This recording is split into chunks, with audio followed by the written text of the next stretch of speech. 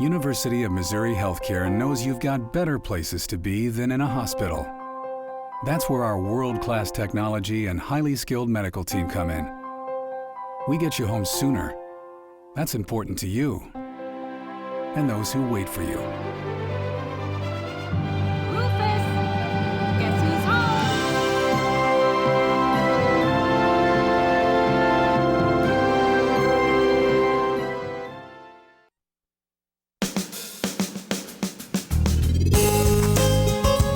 Good morning and welcome to Radio Friends on Tuesday, January 10th. We're going to talk about CASA today, and we've got a lady who knows everything about it. Terrie Foltz, Heart of Missouri CASA. Welcome to Radio Friends. Explain, what does CASA stand for? CASA stands for Court Appointed Special Advocates. Yeah. And why is this so important for young people? Children that are in the foster care system have several people that are on there working for their best interest. They have a lawyer, a guardian ad litem. They have caseworkers. Often there'll be teachers and counselors involved, as well as the parents and foster parents. But what they're lacking is all of those people are so overworked. GALs, the lawyers, can have up to 60 contract cases plus a private practice. So they really cannot spend a lot of personal time with these kids, right? Right. And the same thing with the teachers, bless them. They are so overworked. And they give their heart and soul. They try to do the very best that they can. But simply because of the load, there's not the time. So this is where the court-appointed special advocate comes in. Okay. And you're looking for CASA volunteers, aren't you? Yes, we are. What are you expecting, or what are you asking of a person who wants to become a CASA volunteer? Okay, in order to be a CASA volunteer, you need to be 21 years or older, willing to commit 2 years. And the reason for that is because children stay an average of 26.5 months in foster care. And so we want to be that consistent person who stays with them throughout their entire case. So most kids are in foster care for over 2 years? And that was the average in 2010. And you're asking the volunteer to be with that same child? Yes. Through their entire stay? Through their entire case, yes. Does a volunteer have only one child, or can they be working with several kids? Each of our volunteers has one child, unless that child has siblings, and then they also have the whole family group. What does it take to become a volunteer? It takes a passion to want to get to know the children. You visit the children twice a month in a variety of settings. Can you visit them more than twice a month if you want?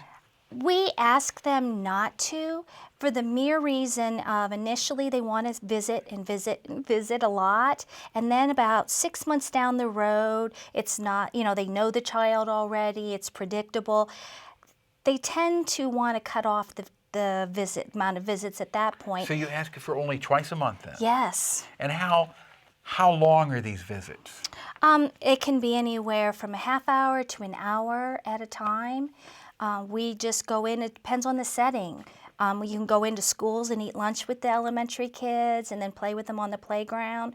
So your time's dictated by that. Sometimes you'll meet them in public and have an event that you're going to, or go to the public library. Sometimes you're in the foster home. Sometimes you're with the birth parents. Those visits are determined by the length of the visit they have with the parents. Is there someone telling the volunteer where they need to meet this child? Yes. I'm the volunteer supervisor, the coordinator. So you're telling each volunteer you're going to need to meet with the child at this place at this time. Next time it's going to be here. The volunteer doesn't decide this. No, the volunteer does decide this. This is their case. They come to me and I supervise them and help them. So like the first 30 days we meet and make a plan. They have total input into that plan, and each volunteer has a different plan because sometimes the fathers aren't involved or sometimes the parents are intact. So they see both parents with the child at the same time. what kind of a background check is there on the volunteers? We run 2 background checks. One is for child abuse and neglect allegations or history, and then we also do a search for criminal background check. Okay. If someone is interested in becoming a volunteer for CASA, what did they do? They would contact us at 573-442-4670, or they can check on the web page, which is www.heartofmissouri.casa.com. And what you're asking for is a 2-year commitment, 2 times a month.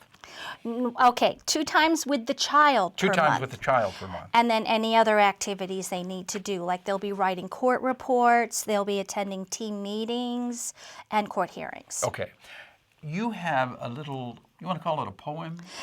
Yes, it's Or part. it's written beautifully. It's called I Am for the Child. You want to read that? Yes, this is from National CASA. I am for the child who has attended 8 schools in 4 years because he is in foster care, because his mother, debilitated by mental illness, neglected him. I am for him, the child who almost died, who now sits surrounded by strangers in the back of yet another class, failing because he is without glasses and nearly blind. I am for that child. So I am there for that child, to listen to him, to speak up in court for him, to speak for him, to champion without compromise for what's in his best interest. Because if I'm there for him, I know he will be half as likely to languish in foster care and that much more likely to find a safe, permanent home. That's the child I am for.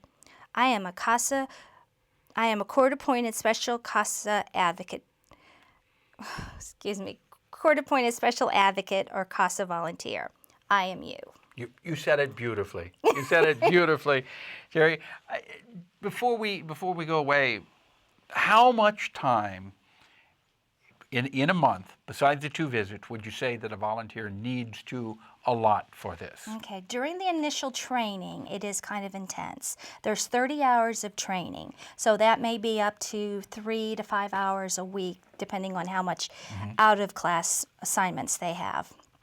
And then afterwards, the first month may take up to 15 hours with the amount of meetings and orientations and all of that, and reading the case file. But once they get that, our volunteers are averaging about 8 hours a month. Okay. All right. The phone number again for more information? 573-442-4670. Terrie Foltz, Heart of Missouri CASA, thank you so much for coming by, and continued success with your program. Thank you.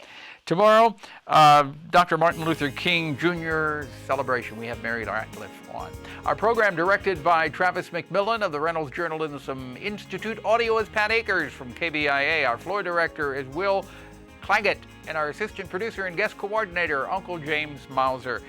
Thank you for listening to us, and if you'd like to watch this program or hear it again or have a podcast or a vodcast sent to you, go to kbia.org, click on programs, click on Paul Pepper, and sign up for it. It's absolutely free. See you tomorrow. Bye-bye.